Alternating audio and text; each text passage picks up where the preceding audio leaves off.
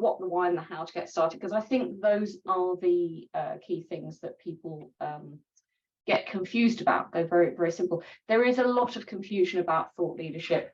People want to do it, but they don't know how, and it's often because they only have a vague idea really what it is. They kind of know it's valuable, but not why it's valuable, other than maybe it's got something to do with Elon Musk and his billions.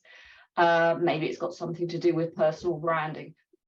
They also don't have much of a purpose, so when they try, it sits in the aspiration list or the wish list without much of a plan. And we know that vagueness when you're trying to build a business doesn't really help you, also doesn't help you use your time. So I'm going to drill into it a wee bit and really sort of start with the basics. What is it? It can be inspiring. Is it about creating controversy? Is it about showing how smart you are or the depth of your knowledge? Is it about creating IP? Is it just a content thing? These are all the things that come up, and the problem is it is all these things and more. My personal definition is really this, and this is not any official definition. There's a way of bringing ideas to life, but with purpose. It's got to have purpose for the audience, so they've got to get value, they've got to learn from it, but it's got to be shaped into a purposeful program, because random acts of blogging really don't help you to form any kind of authority in a topic or persuasion. Now, one of the myths is that you have to be a great speaker or you have to be a great writer, and well, you don't really, because thought leadership is hugely flexible. It can be a way for you to change the world or simply share what you know better than other people do. And the thing to remember is that you can choose how to do it. So you can argue with the status quo, share your anger, or strive to protect something that you feel is in danger, or it can be a lot calmer than that, all about business, all about helping your audience learn and understand something, or see a change that's coming that they haven't yet realized. It certainly can be a way of developing IP as well, and if you do this smart, you can generate a lot of it. But if you aren't a writer, do it a different way. It really is under your control. If you hate the stage, then fine, don't get up there, don't do the speech thing, do it differently. Use your owned media like your blog or your social platforms. You can tell your thought leadership story in a way that's comfortable for you. There's no real mystery to this for me. To me, it's a business and leadership brand marketing technique. And that really busts another myth while we're here, because it is that thought leadership is not measurable. It's all just nice to have, but it absolutely is. Just like all other aspects of marketing, you can track whether your ideas are bringing your business results, as it should do. So there's a few examples. The wrong one's come up on top, sorry. You might remember I shared this on LinkedIn a day or two ago. I do it every year, and it's a good example because it's actually a PR agency, so obviously they know the techniques, but they started 20 years ago doing a bit of research around the world about people's trust in institutions, and it's grown and grown and grown, and now it's a bellwether. People wait for it. They launch it at Davos each year. With the full PR weight behind it. They lean on it all year as a source. They create something once and then they use it many times, but it's absolutely not about PR services. I don't know whether this is going to work to reveal the other ones. No, it's not. There are a couple of other examples that, had I got the slides right, I could be showing you, because people like Gartner, who all the tech people here will understand, are very, very good at this.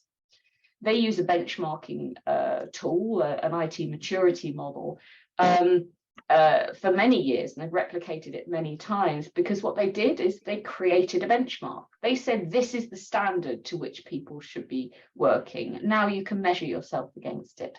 Creating standards is something that an expert can do in a number of different industries. It's something that you could do just on a smaller scale.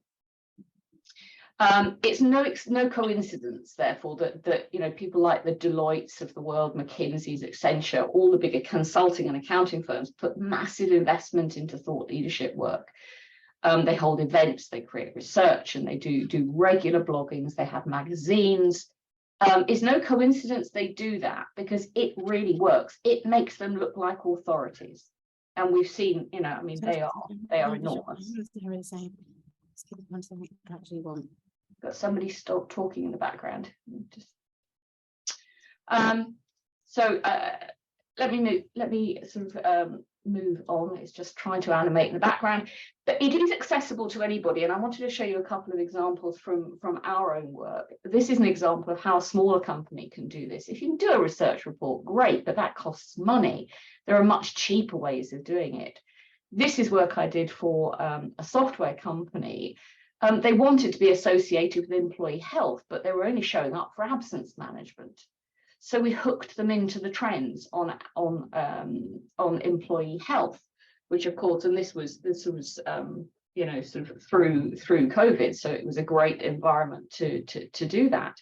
But they really know what they're doing, and so we showed it. We showed that they could help people see ahead.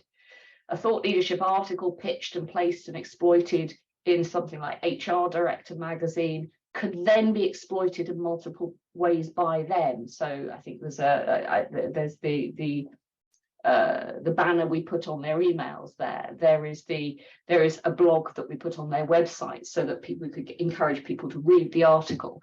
We did PR around it. We did social posts about it. And it was so successful, actually, that we did it again the next year with a different magazine, Occupational Health and Wellbeing. The trends thing is something that everybody can do. Perspectives, everybody has views and perspectives on what's going on. These are open doors really for smart analytical people, which I know so many founders are, to jump in and get there. And of course you can use your own blogs. That's a publishing platform that you own, and it's a great place to start, but it is remarkably easy to do other things as well. There's another example. There's not loads of these, don't worry. But a piece of power content that we wrote for somebody in the construction space, and it's all about the issue. It's all about the implications of bad cost estimating in the construction sector and how that ripples out. It wasn't about their products, but we used it as the base of an email campaign and an ad campaign and more, and the customers loved it. New customers came in because of it. Instead of talking about software and features, they moved the goalpost. They talked about what really mattered to their audience and the businesses of their audience. So you don't need to do it all on thought leadership. You just need to figure out where to start. And that's with what you know best. So let's take a step back. Why should I do this? And the starting point, the worst starting point of all maybe, is it can make you famous. So banish the thoughts of striding the stage and the paparazzi cameras, because it's not the right way to see this.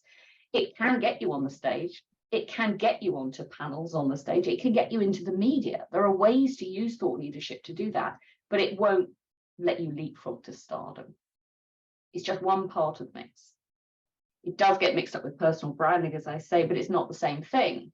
It certainly can be part of your personal branding as an individual, but as a founder and leader, it has to be more than that.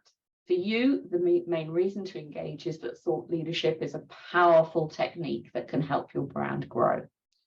It can do more than service and product marketing possibly can. Now, you're going to be thinking, but Sue, do we know that for sure? It turns out, actually, yes, we do know that for sure, because a lot of research is going into this right now. The FT's, there's not loads of statistics, but the Financial Times' own thought leadership people have started doing a lot of research in this ongoing, and this is why. It's hugely impactful at a high level. They research C-suite and senior decision maker audiences, and this is the state of play. 92% of leaders say high quality thought leadership has influenced their decision to award a deal. More than 91% use it to build their watch list of interesting people to talk to about partnerships. 90% of business leaders share information about their business issues with a brand that delivers thought leadership. So influences deals, it's business. This is a door opener for you.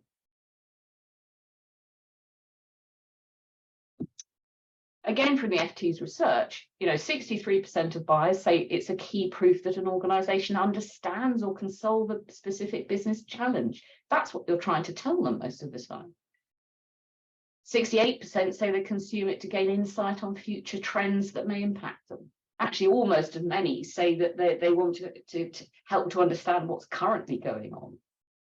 This is effectively competitive advantage that you're creating. You can build it for yourselves. It's a shortcut because it can circumvent the consideration lists. If they find people that really get it, the RFP is never going to go out, is it?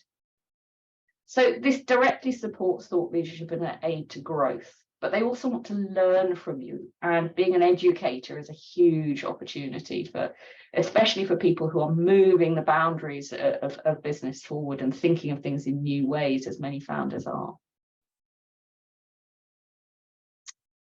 Why is it important for you as founders? This one jumped out at me in a different study because it's about the challenges. This is spot on for founders. People who are not the leaders in a category can jump the queue. People who don't usually get on the list, not usually invited in, people who are knocking on the door. Thought leadership can be the difference as to whether you get in or not. You can pull yourself into and ahead of the mainstream if you know how. And just the last one, why now? This one is important. It's getting more important to people. They want to know about things more in a downturn than even they do when the times are tough. People are looking for reassurance and reinforcement and confidence. They want to find the people that they can rely on, and thought leadership can make the difference, can make you into that person. So no more statistics, right? The first place that people struggle with is coming up with ideas, and this is what really matters. And this is what matters in terms of coming up with what are we going to talk about. It's not about you and making you look smart. It's not about products. It's got to be more. It's got to add help and values. This is one area of marketing where talking about hearts and minds actually makes sense. It often doesn't. It's got to be somewhat personally connected to you. You could call this one real, something you feel strongly about or have real insight to add. You don't want it to be vapor. It's got to be somewhat meaningful and memorable because there's a lot of crap content out there filling up the internet. Google's concerned about this. If you haven't heard about the Google Useful Content Update in December, look it up. They want stuff that's going to engage people. Otherwise, you're going to disappear. Got to be related to the business, obvious. Your perfect theme is probably buried right there in plain sight in your mission, vision, or values statement. It's got to be somewhat unique, but it's got to be unique for your audience. Uniqueness is contextual, right? If it's new to your audience, if it's helpful to your audience, if it educates your audience, that's okay. It's no detriment to your bona fides, if you like. Most founders are really smart and innovative. You know, they should have very little difficulty stepping back and figuring out what makes them different, shaking the tree a bit. Credibility, oops, sorry, gone back. And what happened there? Credibility is important. It's got to pass the sniff test. There's no point in setting yourself up as you know, the expert in welding if your business is selling cupcakes. It's got to be related to the business, which is why I think about yourself as a leader of the brand rather than it's all about personal. And it's got to be rich enough so that you can dig into it a bit, so it's not going to be a one blog wonder, your thought leadership theme. Figure out what your big rich issue is, then build your thinking around that. Beware the danger. Coming up with thought leadership ideas can be incredibly introspective. It can be really biased. Now, the FT's thought leadership people, I love what they do. They develop this simple quadrant, and it says everything, because the reality is most people who set out to do thought leadership and generate thought leadership content are in that lovely big bright orange space at the bottom. Tired, hackneyed ideas. Everybody's done it. Too many people are talking about the same themes. It's boring. That's not going to help you. It's not going to get you that attention that you want. Somewhere in the grey zone, just weak ideas, thin ideas that don't really can't be scratched. You can't scratch the surface very far. You've got to work out and carve out themes and content, and can try to sit in the top section, ideally the right hand section where nobody else is talking about it, completely empty space. Reality, some gravity is really going to be at work. Most people will end up in the bottom, but you don't want to be in those bottom two quadrants. So the battle space may be where you want to be. So you can ask yourself, and this is part of deciding what to talk about, are you going to go bravely into battle on something?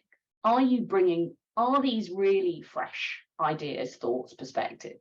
Or are you actually lazily rehashing existing things that other people have talked about? Or are you also just delusional about the impact of what's really a pretty thin idea? The answer to this, of course, to test your ideas. Ask your friends and colleagues to be really critical. Do your research. Make no assumptions. Research-backed, evidence-based thought leadership is the most powerful of all, and that has also come out of the research that's been done. So stats and facts and real information at your fingertips. So you've got to think, is it really new to the audience? Is it really exciting for the audience? Is it really important to get this out for the audience? Is it really needed?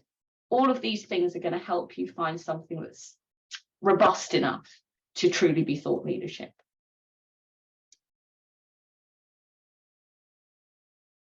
How do you take action on it? Turn it into something you can use? Well, this is the basic messaging house. The message house is an old communications PR marketer technique, because it's really useful for figuring out, okay, if we've got, what's our umbrella message, what are the sub messages, how do we back up those messages so that we make them believable and credible. Same thing works for thought leadership. It's perfectly applicable. Because if you have an overall theme, you also need to think, well, what are the nuances of this? What are the sub-themes? What are the angles around which we could explore this? Build yourself a thought leadership house, and then think about, well, what foundations do we need for this? What's going to back it up? What evidence can we gather to make sure that this really sings, that this gets through and penetrates to people, that it's credible, that it's believable, that they understand that it's real. Creating your thought leadership theme in this way will give it some coherence. Instead of going topic here, topic there, random, think about all the nuances before you even start, because then you can think about how you would explore it and express it, what content you're going to create. Because when you create your content around this, it's all going to work with, everything's going to work with everything else.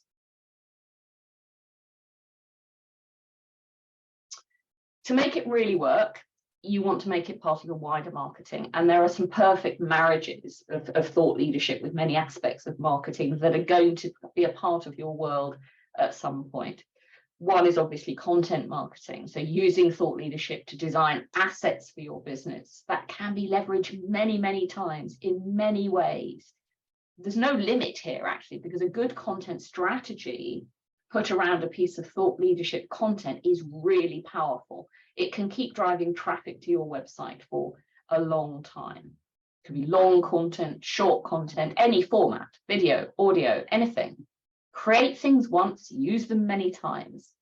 It is no coincidence that content marketing costs 62% less than traditional marketing and gets 3 times as many leads. It's the heart of inbound marketing. You bring people to you with the power of what you know and how much value you add. It's so much better than going out to them with a sales message. Website marketing, obviously, it's brilliant SEO content. Google loves rich content. Event marketing, you could get on stages and talk about this. You could organize your own events around it. You can organize webinars around thought leadership themes. The reality with events is, if you're trying to get on a speaker platform, no compelling speaker on earth talks about boring topics. So it goes back to making sure that you've got that really robust, clear thought leadership theme, because then you can easily pitch speaking slots when you exhibit and when you don't. PR is an obvious one. It gives you the framework for successful contributed article pitching and visible presence. Editors kill for content that is fresh, fact-based, engaging, and above all, not salesy. So all that work you did on making sure what you said is credible, or making sure it's interesting enough, is also attractive to journalists who also rarely profile boring people without a backstory. So there's loads of potential to place contributed content. Things like email marketing, so more traditional sort of sales focused marketing, it makes brilliant assets that compel people to click that email link back to you to download information. So you want them to activate on the ideas that you're talking about, and of course you can advertise around it. They make brilliant lead magnets that it will make people click on adverts. You can weave it into everything you do, everywhere people look, really.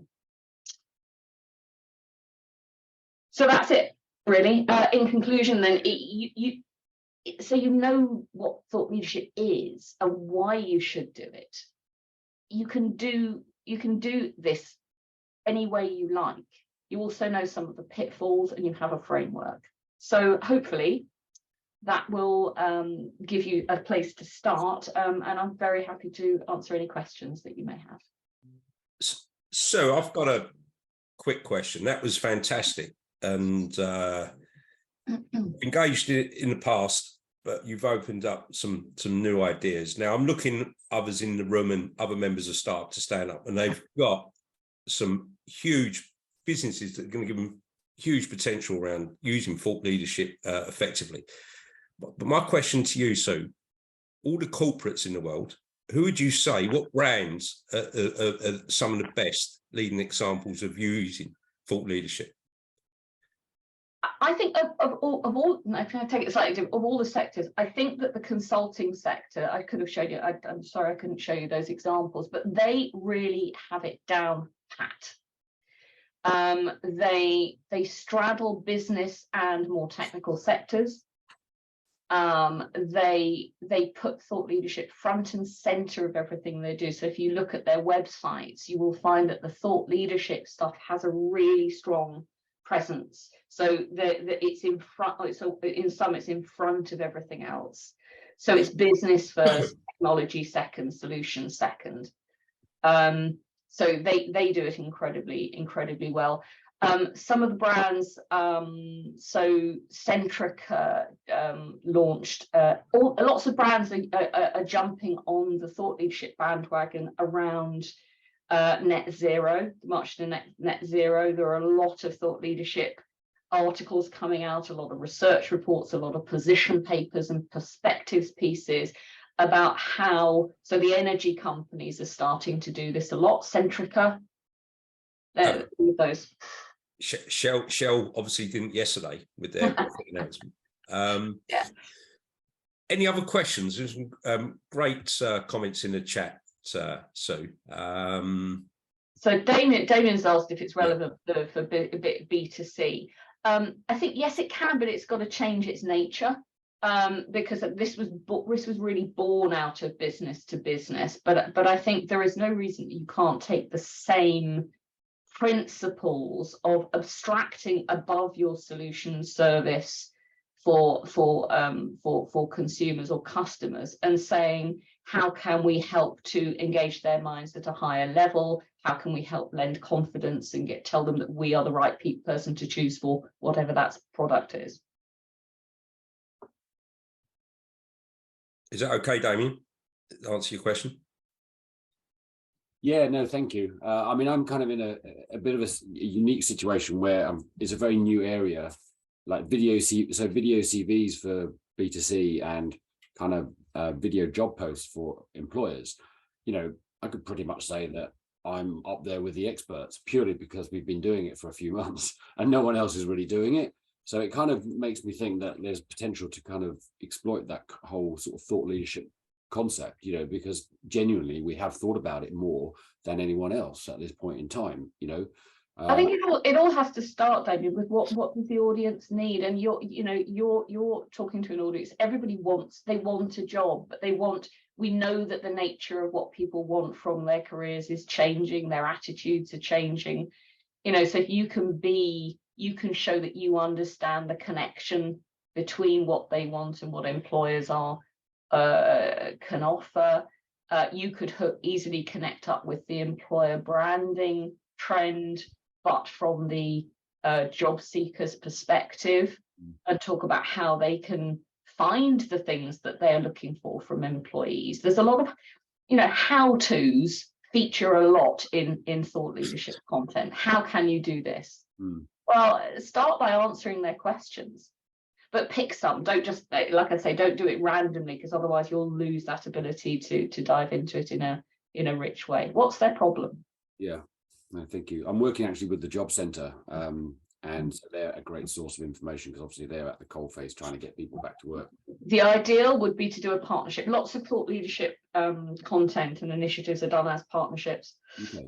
So Vitality Health Insurance is a good example of that. They've become a bellwether of, and they do consumer health insurance. They do a bellwether report that they simply sponsor each year, which is about sort of personal health and health at work and things. They won't let me use the word partnership, but they will let me use the word collaboration. So collaboration. So collaborate on a piece of content. No, yeah, thank you. Thanks. Why not? Thanks, Sue. I think we got Hugh, Guy, and Nick's asked an interesting question in the chat. So Hugh first, then Guy. So is it okay, and this is a sort of an open question, to piggyback on somebody else's thought leadership? And give you an example. With VUCA, what we have is the opportunity to do thinking using Daniel Kahneman's systems to thinking thought process. And I bring that up because I think it's a really good hook to hang on. But I'm not sure whether or not, in terms of using our own thought leadership, that we can deploy to using someone like Kahneman as an example. And is that cheating or what?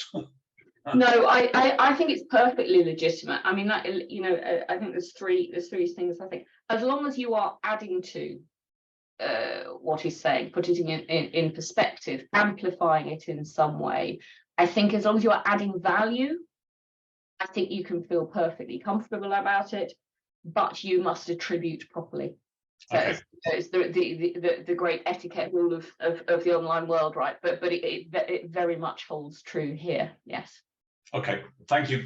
We've been reluctant to do that openly. I mean, I do it in conversations, and people like Neil, for example, and Ben will hear me talking about him all the time. But whether or not one can attribute it in writing, so I think that's. Thank you. That helps us. Add value, you know, and credit where credit is due. And if you admire it, and you know, why not?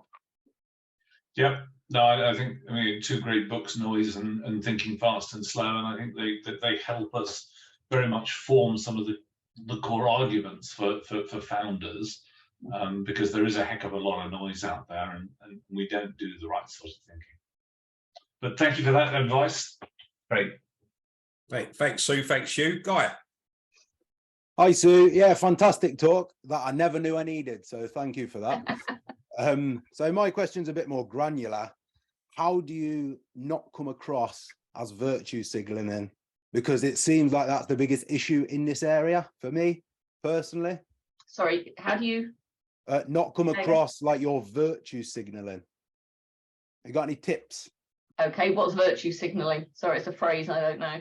Oh, okay. So it's when, especially on LinkedIn, when you put yourself across as a thought leader, and I don't know the best way to describe it. Anyone can help me? No. So you put yourself across as a thought leader, but it's almost condescending. Yeah, I've seen it used quite a bit on. It's probably similar to greenwashing and stuff like that, where someone's trying to put an argument over or talk to an audience, and it does come across very condescending, sort of school teacherish. Yeah, preachy. But at the same time, there's like a empty argument. They've got an empty argument. But is that a good assessment? Yeah, greenwashing, I think, is the best. Yeah, greenwashing. Yeah. I think it's where you position yourself and make statements and broad claims online, which are so artificially, obviously there to benefit you rather than, you know, the people who are looking at them. Yeah, I remember that those quadrants. It's not, if it's not new, if you are just trotting out things that people know and trying to make out that, so you know more, it breaks all those rules of the attributes that I listed, right? It's not real, it's not really personally connected to you, it's not really for the audience, it's for you. I think if you figure out your topic and talk about the right things where you actually have something to add, then you're not going to fall into that trap. But if you ignore those rules, yes, that's absolutely how you're going to come across. I should say, I actually don't think there's any harm in coming across as an educator to the right people, because but doing it on LinkedIn, which is a broad spectrum, is not that audience. So you can teach certain people. There are teacher types of thought leaders. There are others who are more guides to what it actually exists out there. That's okay, as well as if you know that that is what you're setting out to do. Thanks, Guy. We've got a great question in the chat from Nick. Nick, do you want me to read it out, or do you want to ask Sue? Yeah, so it was you and I know each other a little bit. Can you be over passionate about thought leadership? So it's just some tips on trying to find balance between coming across as a nutcase and coming across as somebody that has got something to listen to. Okay, well, for one thing, thought leadership for business is not purely about opinion. So opinion forming, opinion leading, and thought leadership also get mixed up. Throwing out your random opinions out there without anything to back them up, without any real depth of expertise on which to build them, doesn't work. And if you overlay then a bit of over enthusiasm and spittle, it's not going to go down well. So you've just got, you have to have that, right? It's not just about opinions, it's got to have some weight, some value. It's got to have some value. If it has value, then I think it's absolutely fine to weave in quite a bit of passion into it. Some of the best speakers, I mean, these are the ones that make these things come alive on stage, right?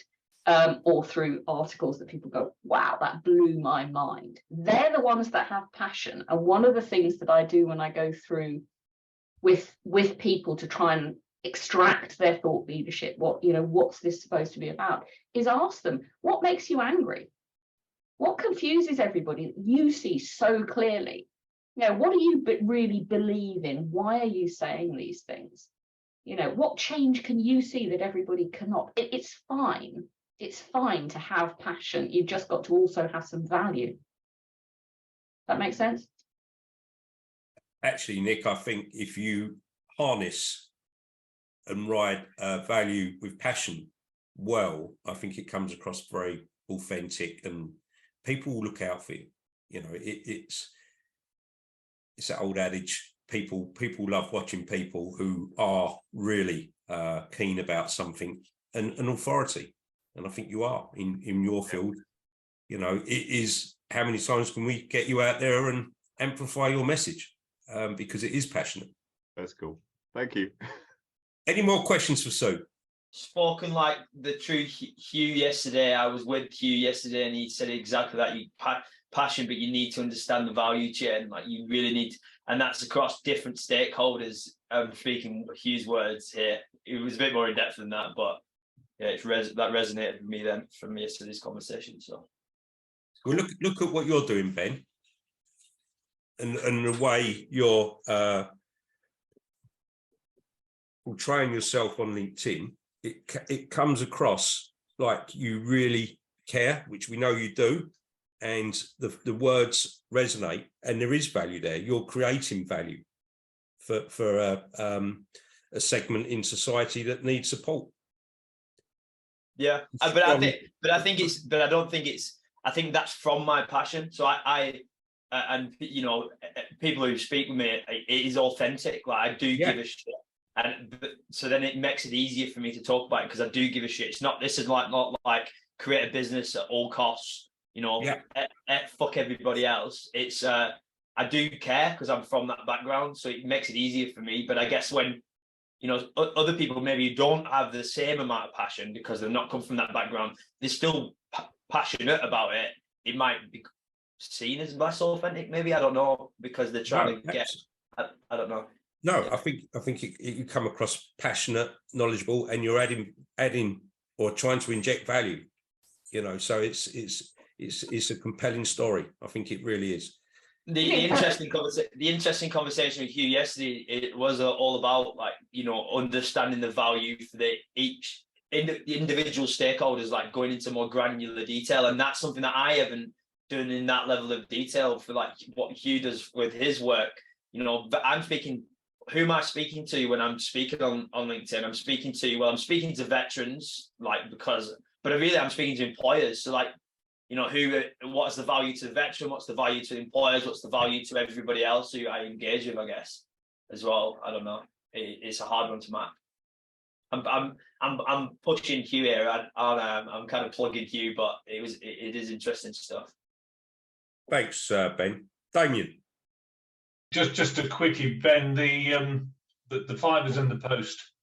Thanks, chap. Yeah, no issue. Cheers. Damien, did you have a question? You're on mute. Sorry, hello. What would it typically cost to create a piece of thought leadership? Well, given that I've said thought leadership is a hugely flexible topic. So if you are talking about a central piece of power content that somebody might create, a hero item that people can go back to and explore and expand on for the entire year, I mean, it could be, it's just impossible to say, because that thing could be for you, it could be a report that you write that is all about opinion. It's all about gathering perspectives from people. That could just be done as a piece of content. If it was a research-based thing, people spend tens of thousands of pounds on hero content for thought leadership. It's can be very large indeed. It's not possible to answer that question, really. And if you're talking about individual blogs for thought leadership, don't do random blogging for thought leadership. Neil?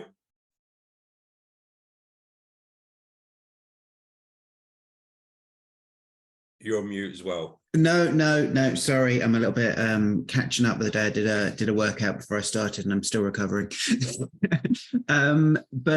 Yeah, no, thank you very much, Sue. It's timely. I've actually got to write some articles this weekend to promote a workshop I'm doing in March. So it's just like, okay, right, I need to do this. And secondly, thank you for the diagram, because we've been trying to explain to my son about having resources and having different themes and having an overall theme for his work at school, and he doesn't believe us, so the diagram's going to come in really useful for that. My question was around I'm often approached by people who talk about putting articles in the press and trying to get that position or platform to, obviously these are paid for services, but how have you had experience or views on how valuable that approach is? Because obviously I'm aware that the platform that you're broadcasting on has a lot to do with how people would perceive, I guess, the thought leadership you're giving. It does. So with thought leadership, there's two directions you can approach the press side. So with strong non-commercial content, which is of interest to readers, editors will consider taking it as contributed content. The process that we would go through with that is pricing the intended article, selling that in to an editor before expanding and developing a piece, so that you're not just writing. You're writing on a speculative basis is not the smart way to do it, because you waste a lot of resource there. The other way to do it is with sponsored content through some kind of media partnership. It can work incredibly well because the advantage of doing that type of thing is that there is an assumption, there's an inbuilt commercial element to it. So you know that they will print your article and they'll have a link to your website, and you can do a certain amount of promotion, and you may have rights to do some reproduction of it. So that side of things can be good. I think it has to be part of a wider strategy. To go back to my original point, there's really no point in starting to engage in thought leadership strategy unless you've worked out, how is this going to help my business? How is this going to work into the overall marketing strategy, which one hopes is then carefully tuned to support the business strategy. Great, thank you. So it's been fantastic this morning. I think you've opened our eyes up to a lot of opportunity and potential there. Any final questions for Sue whilst we got her this morning? I think that's it. So thank you very much again, Sue. We're going to give you lots of love and big ups on LinkedIn today.